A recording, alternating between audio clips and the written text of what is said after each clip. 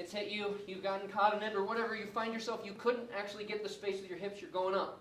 So one of the big principles of getting in a hold is you go in the direction of the force being applied, and then you're going to make an arc counter to it while you attack at close quarter.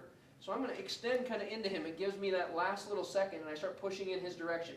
I'm going to then reach around like I want to grab my own, and I'm going to find his head somewhere, if it's his eyes, and I get his neck. And as I pull, it'll start to bring his head all the way around, and it gets through there. Here's what works really nice about it. People can tuck their head over here to hide. They can tuck their head over here to hide, but I'm going to find them either way. So do this with me in the air. Take both of your hands, take your right hand and your left, and basically bring them together on the left side of your head, like this. So if you can do that, except it would be their head that you'd be clapping instead of your own.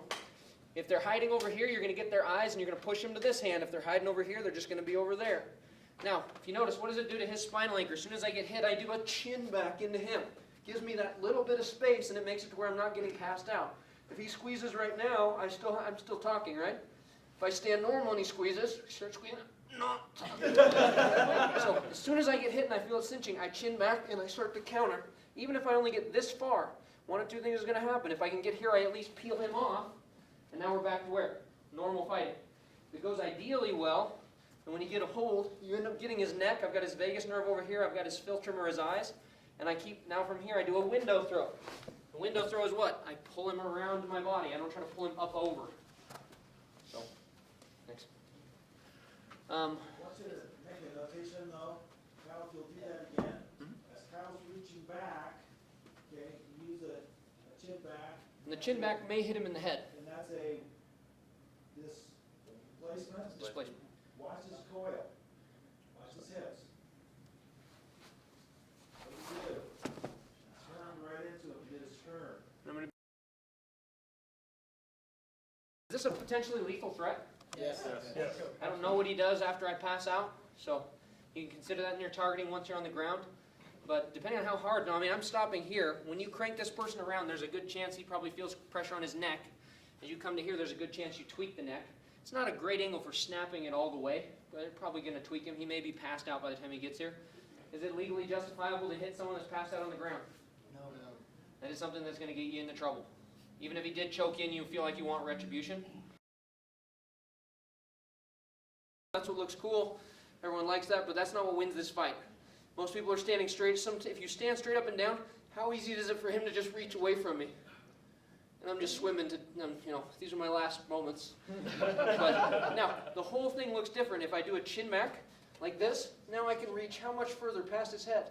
Because now you're dealing with my outstretched arm reach. So consider, how far can you reach behind your head with your arms bent? Now, when you go like this, you can double it. So my reflex, when I feel this thing come in on me, is I push into him, and I get to here. I've got a good grab on his head now. If you don't get good purchase on his head, you're not going to get this. So the general principle is always, one of our grappling guidelines we talk about, go in the direction of force being applied, and momentarily it relieves the choke, number one. People choke themselves out. They get grabbed here and they're like, and then and he's like, relax, it'll be okay. It's not going to be okay.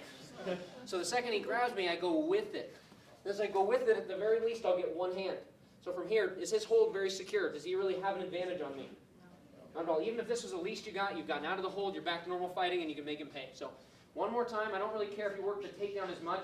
What I really care about is that you neutralize the hold by chin back, and just reach here in the air real quick, if everyone can stand here. Try to reach behind you vertical as far as you can. Notice the limits. Now, chin back and reach. And you suddenly have, you can reach. So I'm basically going to, like an animal. If you grabbed an animal from the back, that thing turns around, and it just starts coming at you like, that was the worst decision of your life. That's exactly who I want you to be. I want to be like, imagine someone had just grabbed a leopard and tried to put him into a rear naked. How do you think it would end up? Oh my God.